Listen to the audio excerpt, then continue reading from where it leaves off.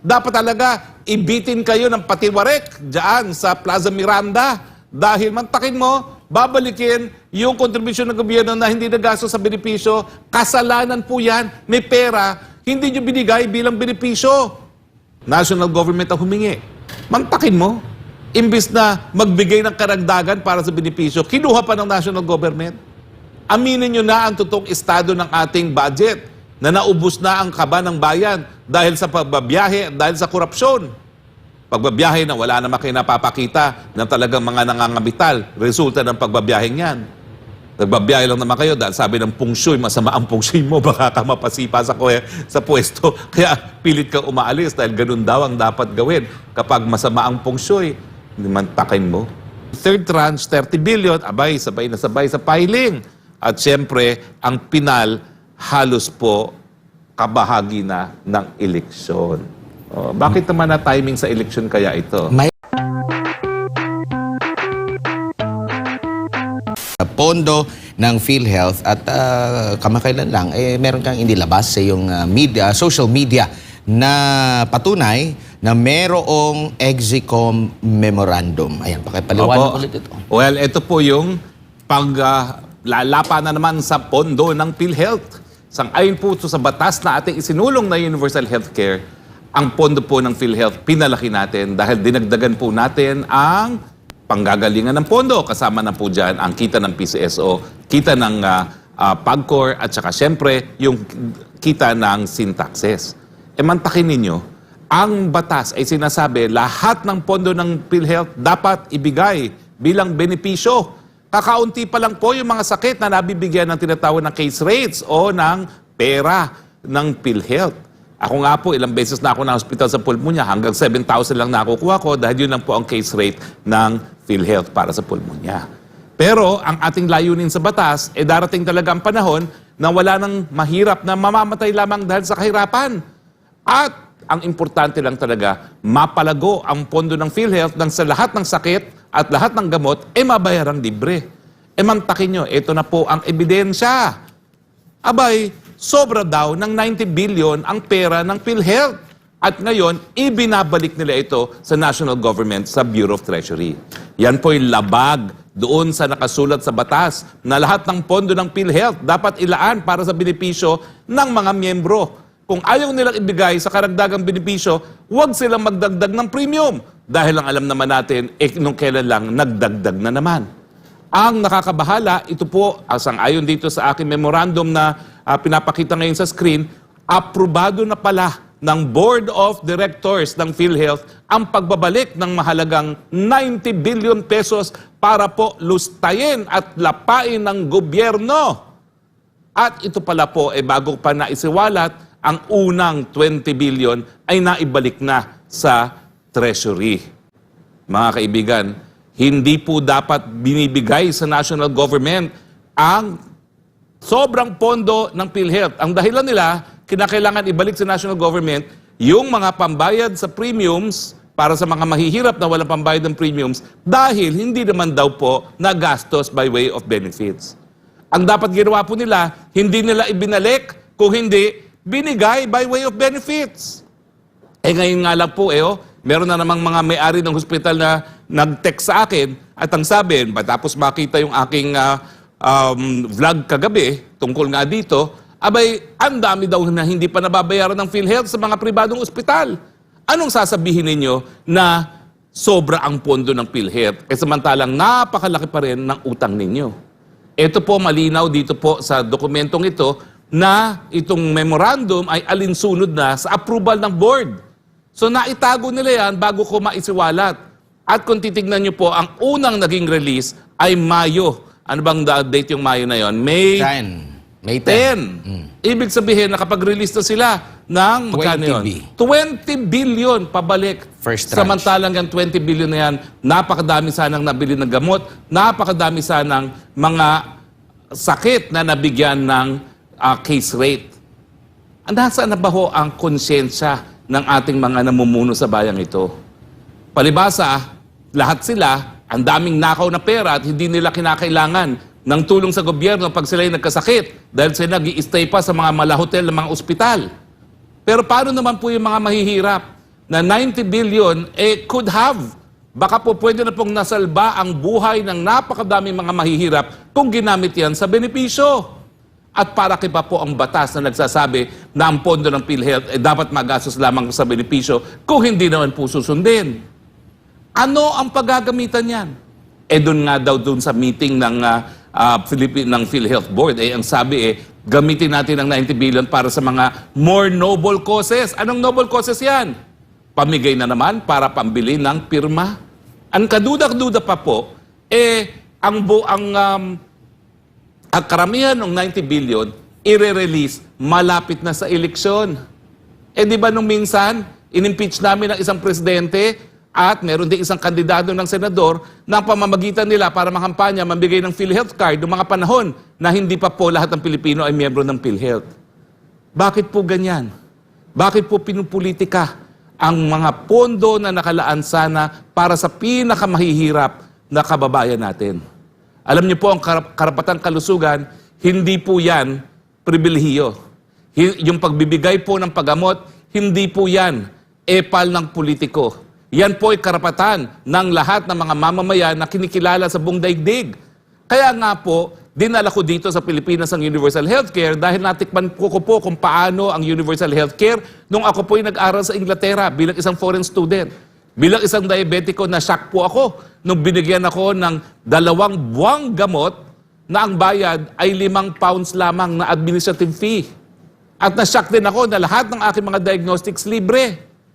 Nung mga nangyari po yan, 1995-1996 ako, nag-aral sa Inglaterra para sa Master of Laws, sabi ko, sana ang Pilipinas yumaman din para magkaroon ng ganitong programa. Na-shock na lang ako na 10 taon later, inimbita ko na isang kaklase ko, doon din sa England, at linunsad nila ang kanilang sariling universal healthcare. Nung una, ang bayad sa Thailand, 5 baht para sa lahat ng paggamot. Ngayon, libre na rin. Ang sabi ko, kung ang Thailand ay kayang gawin yan, bakit hindi kaya gawin ng Pilipinas? Kaya nga po nung tayo pinagbigyan ng mandato ng taong bayan para maging miyembro ng 17th Congress, sa kauna-unahang araw at kauna-unahang oras ng Kongreso, matapos tanggapin ang mga bills nung dating Speaker Pantaleon Alvarez, yun po, House Bill number 14, kung hindi po ako nagkakamali, Universal Healthcare. At hindi po tayo tumigil. Alam niyo ba mga kaibigan, ito pa ang dahilan kung bakit tinutulan ko ang appointment ng dating Secretary Ubial bilang isang kalihim ng Department of Health. Dahil nung kami nag-usap, sabi ko, hoy, ma'am, ito, Universal Healthcare, kailangan natin to, libre paggamot at libre paggamot. Sabi niya, ay, oo, tama yan, tama yan. Mantakin mo, matapos ang mga 2 linggo, siya ay nagpresenta ng legislative agenda sa Kongreso at walang Universal Healthcare. At nung tinanong ko sa kanya, bakit wala yung pinag-usapan natin? Sabi niya, meron na tayo nun. Mali po. Bago po magkaroon ng Universal Healthcare, bagamat narariyan na ang PhilHealth, ang nais ko nga sana ay baguhin ang pangalan ng PhilHealth para matanggal na rin ang lahat ng buhaya dyan na naglulustay ng pera ng PhilHealth, ang meron lang po tayo ay health insurance. Dahil dati, bago ang batas natin, ang pribilehiyo, ang mga benepisyo na nakukuha sa PhilHealth, nakasalalay sa amount na kinocontribute ng mga members. Pero ang Universal Healthcare po, ang pagkakaiba, alam natin na yung premiums hindi sapat para ibigay yung mga benepisyo na kinakailangan ng ating mga kababayan. Kaya nga po, kung kulang ang premiums at talagang kulang po yan, tutustusan po yan ng gobyerno sa pamamagitan ng regular budget, ng pera galing sa PAGCOR, PCSO at ng SIN taxes. Kasama na rin po yung mga premiums ng kaya magbayad ng premium. Pero hindi na po kinakailangan na magbayad ng premium para makakuha ng benepisyo. Lahat ng Pilipino, miyembro ng PhilHealth. Hindi na kinakailangan manggaling sa kanilang bulsa ang premiums. At ito po yung ginamit nilang 90 billion. Yung nakalaan na pondo ng gobyerno para gawing premiums ng mga hindi kayang magbayad ng premiums. Paano na ngayon ang gagawin ng mga mahihirap na hindi nila kaya magbayad ng premiums? Ibinalik sa gobyerno yung 90 billion. Mamamatay na lang sila dahil sa kahirapan. Ang punto nga po, akala ko ba ang galing-galing ni PBBM kumuha ng mga kapital, kaya lamyerda siya ng lamyerda sa buong daigdig. Hindi ba magkanong sabi niya, 3 trillion in investments daw ang nakuha niya? Bakit ngayon walang pera ang treasury? At ang kukunin pa, yun nakalaan na para isalba ang buhay ng mga mahihirap. Magpakatotoo po kayo dyan sa gobyerno. Sabihin nyo ng totoo, palpak kayo. Kaya pati po ang pondo para sa mga mahihirap, linulustay ninyo at gagamitin nyo para sa mga programa na alam nyo naman, isusulong nyo lang ang inyong mga sarili sa kapangyarihan habang buhay. Naku, ako po ay isang Kristiyano at ayaw ko po talaga mag-isip ng masama para sa iba. Pero kapag ganyan po, na binigay na ng Panginoon ang pagkakataon para masalba ang buhay ng mga mahihirap laban sa sakit at lulustayin nyo pa, ano pong iisipin namin? Kung hindi sana kayong magkasakit na at mga ilangan sana kayo ng tulong nang maramdaman nyo kung anong nararamdaman ng napakadaming Pilipino na namamatay dahil lamang sa kahirapan. Uulitin ko po ang aking pangako, ha? Hindi ko po kayo tatantanan. Pakukulong ko po kayo dahil kasalanan talaga ang ginawa ninyo na yung para sa mahirap, para sa kinakailangan sana, tustusan ang buhay ng mga mahihirap, lulustayin nyo pa ngayon. Ano ba akala nyo? Masisikreto nyo yan? Hindi nyo ba alam dati pa yan, 2017 pa yan, mula nung sinulong natin ang PhilHealth, bantay sarado na ako sa inyo. Di ba nangako naman ako kung nababantayan ko kayo? Bakit akalain nyo ngayon, makakalusot kayo? Hindi po. At antayin nyo po ang inyong mga demanda this time. Dahil 4 na beses po kayo na maglulustay ng halaga ng pera para sa mga mahihirap, sapat na po yan para sa plunder. Habang buhay po kayo ipakukulong. Kayo mga walang konsyensya, walang kaluluwa dyan sa PhilHealth. Attorney, last February, sa isang pagdinig dyan sa Kamara, nabanggit nitong PhilHealth na nasettle na nila yung 50 billion pesos na unpaid claims. Kasama na dyan yung mga 27 billions na utang sa mga ospital. Ito yung utang nila sa mga nakalipas. Pero matitiyak ba nila na wala na silang pagkakautang para sa taong ito considering ang unang tranche Mayo pa lang inilabas na nila? Hindi po. Sa katunayan, ayan na naman ang mga text sa mga may-ari ng ospital sa akin dahil ito po kagabi, ito rin yung aking videlag. Bagamat nabanggit ko na ito noong Biyernes. Pero sandali lang po ang diskurso natin dahil wala pa akong dokumentong hawak. Ito na po ang dokumento. So hindi lang po board resolution pala ang inaprubahan, ito na po, pati yung detalye kung paano i-implement yung board resolution na yun na nabanggit mismo dito sa memorandum na ito, ay narariyan na. Ngayon po, siyempre, itatago na nila yung board resolution. Pero, nailabas na po ito. No? At wala na po silang magagawa. Alam na po nila ang katotohanan. So, ngayon po, mga congressman, mga senators, ito po ang dapat ninyong bigyan ng pansin. Dahil ito po talaga labag sa batas. At siyempre, ang pinakamasakit, ibis na gamitin sa pagkakasakit ng mga mahihirap, ngayon, gagamitin sa mga pamamaraan para magpasasa sa posisyon ng mga taong gobyerno. May pera naman, attorney, pero bakit kailangan pa magtaas ng premium? Yun nga Kung ayaw nyo magbigay ng karagdagang benepisyo, gawin ninyo yung ginawa dati ni Presidente Duterte at nung minsan ni Presidente Marcos. Huwag nang itaas ang premiums. Nang sa ganun, wala kayo ibabalik. Pero hindi po pwede yan na narariyan ang pera, ibinalik nyo pa sa gobyerno. Dahil pinagbabawal po yan ng batas. Ulitin ko po, pag hindi susunod ang gobyerno sa batas, sino pa ang susunod sa batas?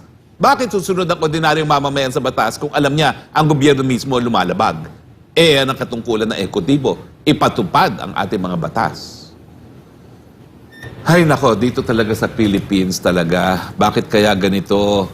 Ang problema, iisa lang ang bayan natin, iisa lang ang minamahal nating bayan. So forced to good tayo. Kaya wag po tayong mananahimik, wag po tayong papayag na magawa ng mga tulisan sa gobyerno ang mga nais nilang gawin. Hanggang siguro sa kasalukuyan, marami pa rin sa ating mga kababayan ang nagre-reklamo na hindi mabayaran yung kanilang mga hospital bills, attorney, lalo na sa mahirap na buhay ngayon. Kumbaga, hindi nga sasapat pa yung binibigay din ng PhilHealth sa kanila. Yet ito, may pera, pero ayaw namang gastusin para dito sa ating mga kababayan. Yun nga po ako, nung huling pagkaka-hospital ko, nung kailan lang partner, na hindi ako napunta rito kasi talagang diabetic, prone ako sa upper respiratory infection, yung tinatawag na bronchitis. Ang aking bill, 38,000. Ang nabayaran lang sa akin ng PhilHealth, yung case rate na 7,000. Kung sobra-sobrang pera nyo, di bayarin nyo sana yung buo para zero billing dahil yan naman po talaga ang ninanais ng batas. Ang nakasaad po dun sa International Covenant on Economic, Social and Cultural Rights na nakabahagi po ang right to health, gawin ng lahat ang gobyerno para mabigyan ng katuparan ang karapatan. To take progressive steps unti-unti para mabigyan ng implementasyon ang karapatan sa kalusugan. So kaya po nag-uunti-unti tayo ngayon dahil pinapalaki natin ang pondo na pagbigay ng benepisyo. Pero kapag dumarating ang mga balita nito na imbis na palaki ng pondo at gamitin sa benepisyo dahil progressive steps nga ang dapat na gawin ng gobyerno, ay ibinabalik sa gobyerno, talaga mawiwindang ka. At ang tanong nga, para saan nyo gagamitin ito? Alam naman natin, ano ba yung programa na bagong linabas nila para sa charter change, yung kauna-unahan na hindi nakasaad sa batas at si Speaker lang. AKAP ba yun? AKAP? Ano, pupunduhan nyo itong AKAP sa pamamagitan ng 90 billion? Sige nga, naku, magkaroon naman kayo ng konsyensya at kaluluwa, no? Nakakakilabot talagang ginagawa nyo. Di ba, attorney, nagre-reflect yan sa liderato? Malacanang mismo? Siyempre. Oh. Kasi apparently, doon sa memorandum na yan, Department of Finance ang humingi. National government ang humingi. Mantakin mo. Imbis na magbigay ng karagdagan para sa benepisyo, kinuha pa ng national government. Aminin nyo na ang totoong estado ng ating budget na naubos na ang kaba ng bayan dahil sa pagbabiyahe, dahil sa korupsyon. Pagbabiyahe na wala naman kayo napapakita ng talagang mga nangangabital, resulta ng pagbabiyaheng yan. Nagbabiyahe lang naman kayo dahil sabi ng pungsyoy, masama ang pungsyoy mo, baka ka mapasipa sa pwesto. Kaya pilit kang umaalis dahil ganun daw ang dapat gawin. Kapag masama ang pungsyoy, hindi man takin mo. Pungsyoy, tapos ang magbabayad, taong bayan. Kayo masaya. Mababasa dito sa dokumento, attorney, basahin ko lang yung sa kalawang punto dito sa agreements, directives, action points. This is a unique transaction of PhilHealth to remit the 89.9 billion pesos to Bureau of Treasury without pre-termination of investment and excess of government subsidy over benefit payment expenses. Ibig sabihin, first time itong nangyari sa ahensya? First time po talaga to. At saka yung binasa mo, ibig sabihin, ang ibinabalik nila, yung kontribusyon ng gobyerno na hindi nagastos para sa benepisyo. Ang tanong nga, bakit hindi bitayan ng PhilHealth dahil hindi na ibigay sa benepisyo? Tsaka wala- Sinasabi nyo ba, kulang yung mga mahirap na kailangan Wala ng bang tulong? nangangailangan? Oo nga, wala ba nangangailangan yan? Dapat talaga, ibitin kayo ng patiwarek dyan sa Plaza Miranda. Dahil mantakin mo, babalikin yung kontribusyon ng gobyerno na hindi nagastos sa benepisyo. Kasalanan po yan, may pera, hindi nyo binigay bilang benepisyo. Ay, naku talaga po. Nakakainit ang ulo. Ikaw naman kasi, unang item, yan ang linabas mo. Hindi. Wala na, no? Buong programa na ngayon, mainit ang ulo natin. Ang tanong ko lang Oo. din, baka patunay ito na haka-haka lang kahirapan. Yun nga. Dahil sa isipan ng gobyernong ito, haka-haka lang ang kahirapan. Kaya po pwedeng ibalik dahil walang nangangailangan ng benepisyo. Tamaan sana kayo ng kidlat. Easy. Tamaan sana kayo ng kidlat dahil dyan sa inyong pag-iisip na yan. Pero ang laki ng podong ito, ha? 90 billion mo naman. Almost 90 billion. Oo. At saan gagamitin yan?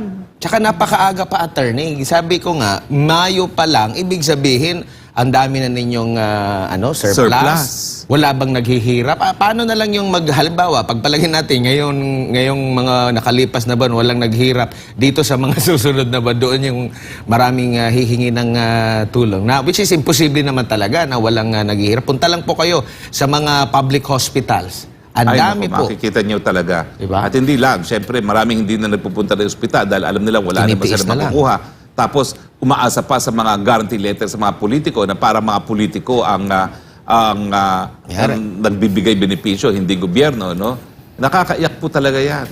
Ang dami po talagang pumipila para sa guarantee letter ni Congressman at ni Senator na parang sila nagbibigay ng karapatan nito. Hindi po. Patronage po ang tawag dyan. Kaya ako, tutol ako dyan sa pagbibigay ng medical assistance sa mga politiko. Dapat yan, buong buo, ibigay sa PhilHealth at magkaroon ng zero billing na bayad kaagad ng PhilHealth kung kakayanin ng PhilHealth. Pero itong pagbabalik po ng pondo, ito po yung patunay na baka kaya nga ng PhilHealth. Dahil kaya niya magbalik eh. So, dapat i-delete na yung nasa na mayroong gradual na increase din sa Tanggalin na benefit yan. package, Oo. di ba? Kasi last time, 30% eh. Yung alam mo- itatas, hindi yun hindi yun sinuspindi recently ng Pangulo. Yung pagtataas niyan, yan ay nasa implementing rules and regulation IRR. na PhilHealth din ang bumuo. Hindi naman po kami yan. Sabi mo nga, wala. Bilang mambabatas, kayo yan eh. Tapos ngayon, magbabalik kayo ng pera dahil excess sa benepisyo na naibigay ninyo. Kalokohan po yan. Sa interview pa nga nila, sana hindi suspindihin ng Pangulo kasi nga makakatulong daw ito sa ating mga kababayan. Yet merong sobra-sobrang pera. Kasi lumabas na yan eh, kung di ako nagkakamali, na 200 billion ang excess funds nila. Wala po sa mandato ng PhilHealth pag-ipon ng pera. Ang mandato po ng PhilHealth, ibigay sa benepisyo. Kung sa tingin ninyo, walang sapat na kumukuha ng benepisyo, dagdagan nyo yung benepisyong binibigay kasi yan naman po ang intensyon namin nung ginawa namin yung batas na yan. Sa simula, kaunti lang ang bibigyan ng benepisyo. Pero habang lumalaki ang pondo ng PhilHealth, dapat lumalawig din ang benepisyo. Yung TAC na tinatawag na binuo namin, yung Technical Assessment Committee, yan po nagde-decide kung ano yung mga bagong ibibigay na benepisyo. Bakit hindi nyo ngayon bigyan ng pondo ang stent operation? Ako po, may stent. Pero wala pong kahit sinong makakakuha na kahit anong pribileyo sa PhilHealth pag nag-stent. Ang open heart surgery, sa heart center lang po pwede makakuha ng benepisyo. Di gawin nyo sa buong Pilipinas na. O, yung chemotherapy at saka yung radiation, kung talagang ang 90 billion nyo, ibigay nyo na 90 billion worth of libre dahil ang dami pong cancer victims na mamamatay na lang sa cancer dahil hindi nila kaya labanan. Ang dami pong mga lugar sa Pilipinas na yung mga gamot na maintenance hindi na ibibigay na libre sa ayon sa batas. Dahil ang lokal ng mga pamahalaan wala raw sapat na pondo. Bilhin nyo yan 90 billion pesos na gamot at ipamudmud ninyo sa mga LGUs ng lahat ng nangangailangan ng maintenance medicine makakuha. At sa ganun, hindi na lalong lumala ang kanilang sakit. Napakadali po ng solusyon kapag meron kayong extra pondo. Pero para ibalik po sa gobyerno, para lustayin ang mga kurakot sa gobyerno, hindi po yan ang dapat na nagawa. Pero 6 na bilyon pa po ang estimate niyo na pagkakautang sa mga pribadong hospital pa lamang, hindi pa po kasama ang mga pangpublikong hospital. Now, ibinalik po din ang 90 billion dahil ito daw ay hindi naman nakarating bilang benepisyo sa mga kababayan natin. Ano ba ang karanasan ninyo? Sapat na ba ang benepisyong binibigay ng PhilHealth o dapat talagang magkaroon ng karagdagang benepisyo dahil kakaunti pa lang ang case rates po ng PhilHealth at saka lalo na sa mga private hospital, wala pong zero billing dyan. Sa tingin nyo ba walang dapat paglaanan yung 90 billion sa karagdagang benepisyo ng mga Pilipino dahil lahat po ng Pilipino ay member ngayon ng PhilHealth? Dapat po, actually, nung kami nag-meeting niya noon, ang sinasuggest po ng ating PMA at ng ating po mga ibang kasama sa mga ospital ay mag-increase po sa case rate ng around 50 to 80%. Opo. Pero ang in-increase po nila is supposedly across the board ay 30%. Although, nung huli kami mag-meeting ni President Ledesma, sabi niya mag-a-add sila ng another 30% daw. So hopefully po magkaroon ng gano'n. Ano? Kasi pag ganun po, ibig sabihin lalaki po ang parang magiging benepisyo ng ating mga miyembro. At sa ganun po, halos konti na ang babayaran nila or out of pocket na babayaran nila sa mga pribadong hospital. Ay ang ano po problema diyan ay sana naman po kung ganun lalaki talaga ang benefit, wala naman problema. Sa amin okay yun as long as lagi po niyang babayaran tayo ng PhilHealth dun sa ating mga claims. Yun nga po nakapagtataka parang duda ang PhilHealth na yung ating mga hospital walang kakayahan na ipamigay ang karagdagang 90 billion na benepisyo at dahilan para ibinilik nila ito sa national government ay pinagbabawal po sa batas na aking isinulong at linagdaan. No? Meron ba ho kayong capacity para magbigay pa ng 90 billion worth more of benefit sa ating mga pasyente? Kami po ay kung ano man po ang kung maaari nga po sabihin natin na 100% babayaran ng PhilHealth kung kaya nila yun. Ano? At yan po talaga ang ating layunin nung sinulong natin yung batas na yan. Oo. Tama, na halos wala talagang babayaran ang ating mga kababayan. Pero siyempre po, ang sinasabi po nila, hindi kaya ng pondo nila. Hopefully po, pagdadagdag nila ng porsyento niyan sa all case rates, at least mabawasan po yung problema ng ating mga kababayan. Opo. Pero bilang isang manggagamot po, at bilang isang hospital administrator, sabihin nyo nga ba ho ang katotohanan? Dumadami ba ang nangangailangan ng tulong medikal Or kumukonti na ba para ibalik ang pondo ng PhilHealth sa gobyerno? Sa katotohanan po, pareho ko. Kung hindi man dumami, ay medyo pareho lang. Pero ang problema po, siyempre, tumataas po ang mga, ang ating mga bilihin. Yun, nagkaroon tayo ng inflation at talagang malaki naman po talaga ang pinagbago ng mga gastusin kahit po sa ospital. Talaga po siguro nag-increase yan ng mga at least 30 to 50% ang lahat ng cost ng ginagamit po natin sa ating mga ospital. Doc, magandang umaga. Si Admar po ito. Sa mga private hospitals po ninyo, marami pa rin po ba ng mga kababayan natin na hindi makapagbayad at nagbibigay lang ng mga promissory note para at least titiyakin nila na makabayad pero siguro sa mga susunod pa? Marami pa din pong ganun, Although hindi na po masyado siguro ngayon, but then ang nangyayari po kasi pagka gano'n, halimbawa ini-screen po yan sa ating hospital, except for emergency po, Pag emergency po, walang tanungan Pero halimbawa po, elective ang yung pag-admission, yung po mga gano'n ay siyempre tinatanong sila, ano bang kakayahan ninyo na pagbabayad, ganyan, ito po ang posibleng magastos ninyo kapag stay nyo sa ospital. At yun po ay tinitingnan nila. Ngayon kung nasabi ng pasyente na hindi nila kakayanin, and then ginagawa na po namin na i-refer sila sa halimbawa sa government facilities. At sa ganun po, hindi sila magkaroon ng problema later on. Pero hanggang ngayon po, marami pa rin pong ganyan na talagang sa promissory notes lang. And pwede namang di ba? Kung sobra-sobra ang pondo, kumbaga may iwasan natin sana itong mga ganitong mga insidente.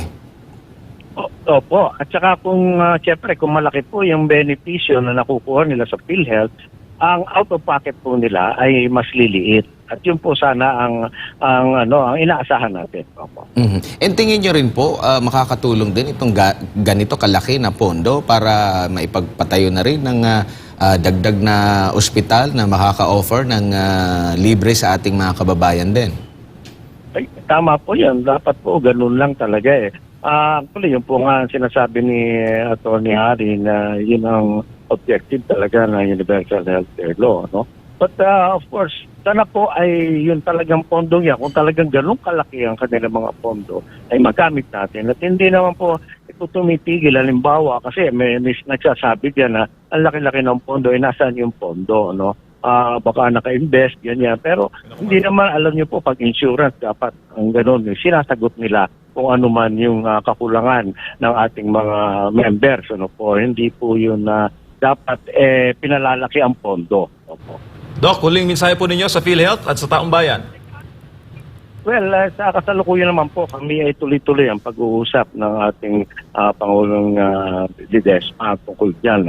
At sila naman po yung nagsabi na talagang gagawin na lang paraan para kung ano man yung kakulangan pa nilang hindi nababayaran, ay tuloy-tuloy namin pagpatuloy ang pagne-negotiate tungkol dyan. At so far naman po, yung ating mga tinatawag nating current accounts na mga claims natin ay maganda naman po at pati ang turnaround time po ng ating mga claims ay medyo lumiit. So hopefully po, ipagpatuloy yon ng PhilHealth. Well, nananawagan din po tayo, Doc. Maraming salamat po. Ito po si Dr. Jose Rene de Gran, Presidente po ng Private Hospitals Associations of the Philippines. Maraming po salamat. Patuloy po ang panawagan natin sa PhilHealth. Kontakin niyo po kami kung gusto ninyong marinig ang inyong panig. Talaga naman po humihingi kami ng inyong explanation pero wala po kaming makontak.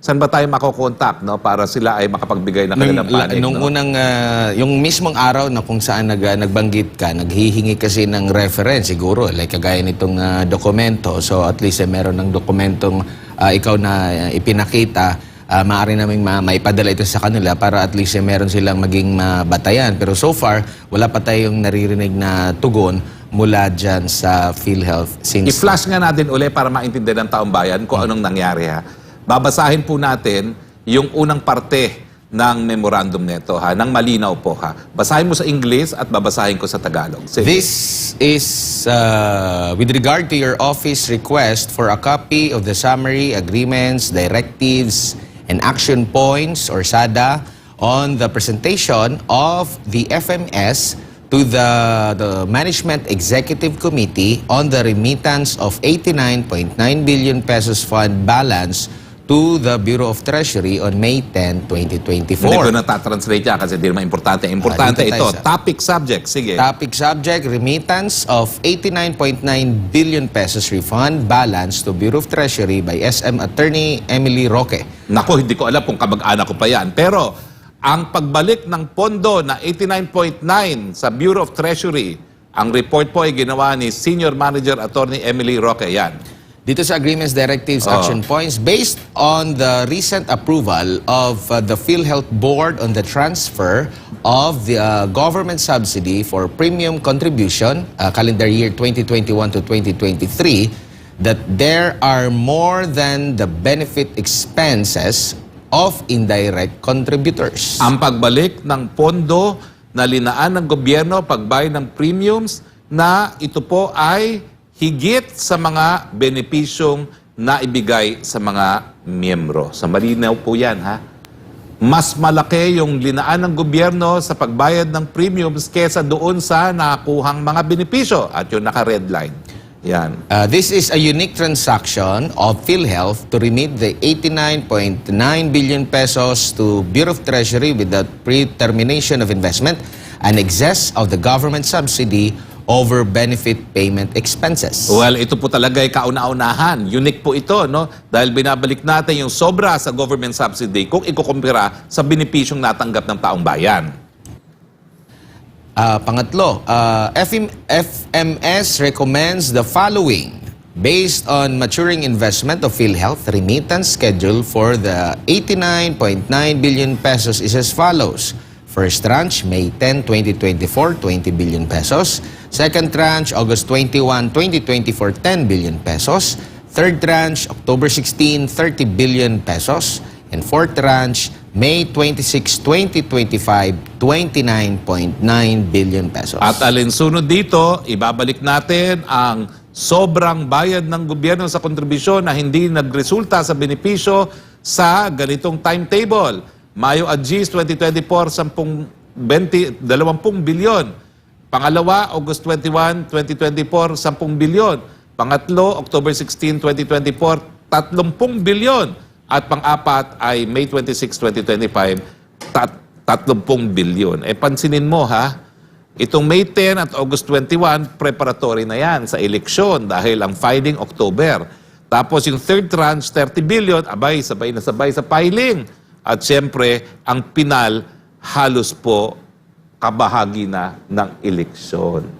Bakit naman na timing sa eleksyon kaya ito? Mahilig kasi sa panahon yan, ang dami mga timing, no? Pag eleksyon, napakadaming hindi na kinakailangan ng mahirap ng benepisyo. Di ba mas more binabalik nila. magbibigay? O hindi kaya dahil mahilig sa music, kaya magaling tumiming ang presidente? Ewan ang ko ba? administrasyon? Ewan ko ba? Baka ba niya? Parang Ewan ko ba ko talaga kung paano siya nag-iisip? Hindi ko na alam. Hindi ko na alam. No one can tell. Dahil wala naman akong karanasan doon sa mga pinaggagawa niya sa buhay niya. Hindi ko pa po nararanasan yung mga yon. Kung ano man yon. So, bukas ang ating himpilan para sa PhilHealth kung sasagot sila sa ating tawag para maipaliwanag ito ng husto kung meron ba kaya ba itong maipaliwanag. Ang tanong, wala na bang nangangailangan ng 90 billion? Dahilan para ibalik nyo sa national government, bagamat by express provision ng batas. Hindi po dapat yan riniremit pabalik sa gobyerno at dapat naibigay bilang benepisyo. Ang issue, wala na bang karagdagang benepisyo na mabibigay ang PhilHealth sa lahat ng Pilipino dahilan para magbalik ng pera sa gobyerno? Tanungin natin ang ating mga kababayan, kayo mismo, lalo na yung mga nandito sa Pilipinas, hindi na ba kayo nangangailangan or may experience ba kayo na naging pahirapan sa inyo ang pagbayad ng mga hospital bills para sa mga sakit ng inyong mga kamag-anak? I-post nyo po no, ang pangyayari para at least mapag-usapan natin. Kasi malay nyo, baka wala naman talaga ng nangangailangan kasi haka-haka lang yung kahirapan. Haka-haka ang kahirapan. Sinabi ng isang kalihim yan, must be true, di ba? Ano, kababayan, haka-haka lang bang ating kahirapan na hindi na kinakailangan ng karagdagang benepisyo na tulong medikal. Mag-text po kayo, magpadala kayo ng mensahe sa lahat ng aming social media account dito sa Pulso ng Bayan. Tignan nga natin kung may mga reaksyon. Sabi dito ni Flor Oo. Delis, only the Philippines, sa ibang bansa, libre ang medical sa public. Sa Pinas naman, ginawang bangko ang mga tao. Sabi ni Flor Delis Claro. Galit si Flor Delis. Si Sally naman, paano maayos hindi nga binibigay yung benefits ng anak kong nanganak, pinapahirapan pang mag-claim. Ay, naku, kasama po yan sa Universal Healthcare, ha? Yung pangangalaga sa hindi pa sinisilang na sanggol at yung panganganak hanggang yung pagsilang ng bata, kasama po yan. Libre dapat ang benepisyo. Kaya nga lang po, ibinalik ang pera. Kaya baka mamaya, hindi malibre. Sherry Vlog, sabi niya, naku po, ang haba ng pila sa Philippine General Hospital, 1 a.m. pa lang, kapiranggot lang binigay, may pila, Admar, maaga pa. Yun nga eh. Alam mo ba, yung anak ko kasi, nandyan na sa UPP, nasa UP Manila na, sa Health Science Complex, no? Eh, alam mo, ang karanasan ng mga estudyante dyan, natotraumatize kasi yung mga baon nila, binibigay nila doon sa mga pasyente nila. Akala ba wala ng hirap? Eh, tapos, ayun na, ito, hindi na kinakailangan ng, ng mga benepisyo, binabalik. Eh, samantalang yung mga estudyante ng UP College of Medicine, eh, sila na nagbibigay ng baon nila para pambili ng gamot ng mga pasyente. So indirectly, nagbibigay ka rin sa kanila. Di ba? Naku po, Well, I don't mind. I don't mind. Dahil hindi naman ako walang yaga. Pero hindi tugma dito na merong surplus tapos merong maraming mga nangangailangan. Eh maghanap na lang tayo ng pila sa mga public hospitals. Ang dami yan, lalo Bigyan na dyan sa natin, PGH. No? May 90 billion kami, yan, di ba? Ganyan, gamot, sige, bigay. sabi nila ni Antig, nung December po, nanganak ako, di ko nagamit ang PhilHealth dahil wala na daw pondo. Ay, nako, yan po ang kasalanan. Dahil talagang by express provision of law, talagang lahat yung pangangailangan ng hindi pa nasisilang at bagong silang ng sanggol at ninay at ang ina, ay lahat po yan, sagot dapat ng Universal Healthcare. Attorney, di ba pumalag din yung ibang mga overseas Filipino workers? Kasi pati sila, kailangan din na mag-apply, kailangan din na magbigay ng, sa kanilang PhilHealth, di ba? And sabi naman nila, hindi ko naman magagamit yan kasi meron naman kaming sarili dito sa bansa kung saan kami nagtatrabaho. Yet, walang magagawa kasi for the benefit daw sa kanilang mga beneficiary, lalo na yung nandito sa Pilipinas. Pero meron palang pondo. Eh kung may pondo, di wag na nating kikila ng mga taga-overseas workers natin. Kesa ibalik sa gobyerno, di wag na nating singilin ng premium, PhilHealth premium ang mga OFWs, di ba? Kaya naman pala Sabi kung dito, sobra-sobra kanilang pondo. Si Eva Perez, Attorney Harry, pag senior citizen po ba at may senior ID na, totoo po ba na hindi na dapat magbayad ng PhilHealth? Yes! Libre na po kayo sa PhilHealth dahil senior citizen. Ako pong nagsulat ng batas na yan at nagsulong, nagdepensa. Kaya yung mga nagsasabi, marami kasing kumukwestiyon sa akin na fact-checkers na hindi daw akong promotor nito. Ako pong una-una nagsampa, ako po nag-sponsor niyan, at ako lang pong kaisa-isang nagdepensa niyan. Dahil yung Committee of Health Chairman noon, na ngayon ay gobernadora, nasa ibang bansa po nung ako po'y dinipensahan ko yung bill na yan sa Kamara. Attorney, linawin ko lang. Pag senior citizen ka, saklaw ka pa rin. Automatic member ka ng PhilHealth, whether or not nagbabayad ka ng premium, at dyan nga gagamitin. Yung binalik na pera, ito yung subsidy. Yung mga hindi kaya magbayad ng premium, yan yung pambayad. Yun ang ibinalik. Yan ha, Eva Perez ha, saklaw pa rin. Kasi ang ano niyan dito, Libre, siguro lahat ng may narinig seniors. siya na meron ng sariling discount, di ba? Ang senior, Hindi. tapos meron pang PhilHealth. Discount lang yan. Ito PhilHealth talaga. Oo, benepisyo talaga. Oo. Paano nila malaman na nahihirapan ng taong bayan pag na-hospital ang tao, ang kaltas, 3,000 lang? Ano mangyayari niyan? Kawawa Yan nga po naman kami mga mahihirap. Kaya nga ang Yung sinasabi inflation ko, din ngayon. ako din 2 beses na ako na hospital lately dahil nga dito sa, ewan ko ba bakit nadadalas itong aking bronchitis. Yun nga 7,000 lang ang nakukuha ko kapag ako'y napulmonya. Samantalang ang binabayaran mo, minimum 38,000. Di ba? Bakit hindi na lang bayaran lahat yung 38,000? Bagay, hindi naman ako mahirap, kaya kong bayaran, so okay lang. Pero yung mga mahihirap, dapat yun talaga, zero billing na. Kasi yung bronchitis, hindi lang naman yan pang meron din yan sa pang mga mahirap, di ba? Hindi naman, Karamihan, mahirap. Hindi Dahil naman nakatira pinipili sila dun sa ng- mga lugar na talaga hindi ka na makahinga. hindi naman pipiliin ng bronchitis, ito si Attorney Harry kasi mayaman to dito. Hindi, maganda. dahil diabetic. Pro ng mga diabetics dyan. Sabi ni Dulce, hirap nga humingi ng tulong, haba pa ng pila, tapos babalik pa dahil cut off na. Alam mo, hindi ko nga maintindihan Realidad kasi ako yan po Dahil diabetic ako, meron akong heart condition, 60,000 a month ang aking gamot. Eh, paano pala kung mahirap? Saan sila kukuha ng 60,000 a month? Diba? Patay na. Dahil sa kahirapan lamang. So, yung binabalik yung pera, yan. Kung ako'y ganyang 60,000 a month ang gamot, kung meron din pong mahirap na kinakailangan 60,000 a month, ibigay nyo dun nang matustusan ng buhay. Diba? Karapatan ng lahat na mabuhay at kapag wala silang mabuting kalusugan, malalabag ang karapatang mabuhay. Ganun lang po kasimple yun. Naku po. Sabi ni Loren dito, sa amin sa probinsya, ang mga gamot nasa opisina ni Mayor. Minsan, nagtapon ng mga gamot dahil expire na. Pag humingi sa mga health center, sasabihin, wala dahil nasa opisina ni Mayor. Yan nga yung malungkot eh. May Pharmacist siguro si Oo, Mayor. dito lang sa Maynila, sa pinakamalaking syudad. Uy. Nalaman ko na isang diabetic hindi nakakakuha ng libreng glucophage. E samantalang nasa batas yan, yung maintenance gaya ng glucophage at saka catapres para sa high blood pressure dapat binibigay ng libre. O eto naman pala may pera, di pambili nyo ng glucophage at saka ng catapres dahil yan po ang number 1 na sakit ng mga Pilipino ngayon dito sa Pilipinas. Si Sus Mariano, printing. Lahat daw ng dialysis patient ay libre na Rosana, attorney. Dapat libre kasi alam mo, kaya sinulong ko yung batas na yan. Yung nanay ko na hindi mahirap naman, nung siya'y namatay, naubos ang 36 million pesos niya. So obviously, hindi siya mahirap. Pero naubos ang pera niya. At ang kinalulungkot ko, naku, baka maiyak na naman ako hanggang ngayon, no? Ang kinalulungkot ko, namatay siya dun sa araw na talagang naubos yung pera niya sa bangko. Dahil 3 times a week ang dialysis niya dyan. Eh sabi ko, Nay, kung ikaw naman parang gusto na niyang pumanaw dahil ayaw niyang maging pabigat siya sa akin. Eh sabi ko, naku, halos 30 years naman ako nagpa-practice nung pumanaw yung nanay ko, kaya ko naman tustusan yan.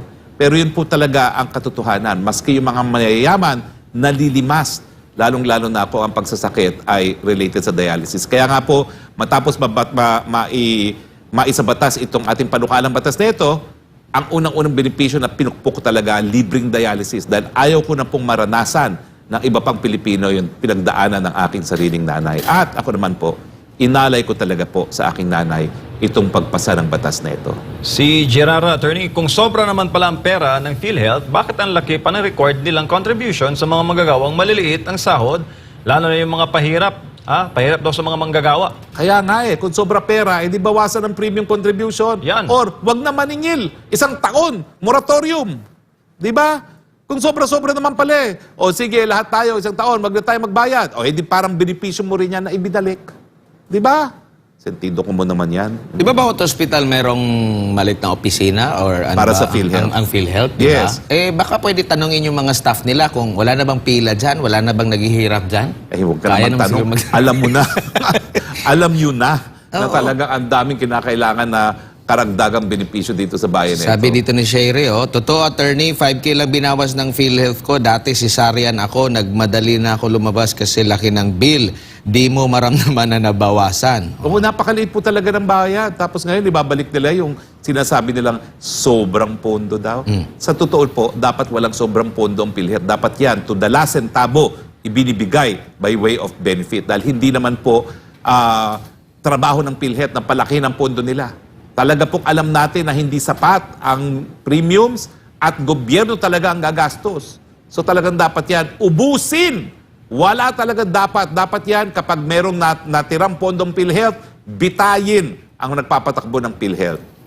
Sa amin dito ni Easterly, hello sir, tama po kayo, kapatid ko na PWD dapat libre na po sila. Ha? Tanong ba ito or ano?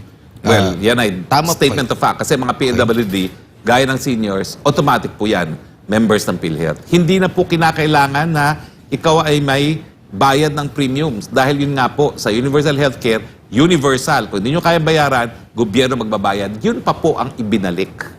Yun pa po ang ibinalik. Ayan, sabi dito, yung nakuha benefits as kulang sa mga sa pamasaheng pabalik-balik o minsan ganyan kasi pina-cut off na, pababalikin na naman, malaki pa yung ginastos kaysa sa benepisyong ibibigay. Kasi Oo, kasi kakarampot napakaliit lang. nga Kaya nga, halang talaga ang kaluluwa ng mga taong ganito na may pera na ibabalik pa imbis na ibigay sa taong bayan.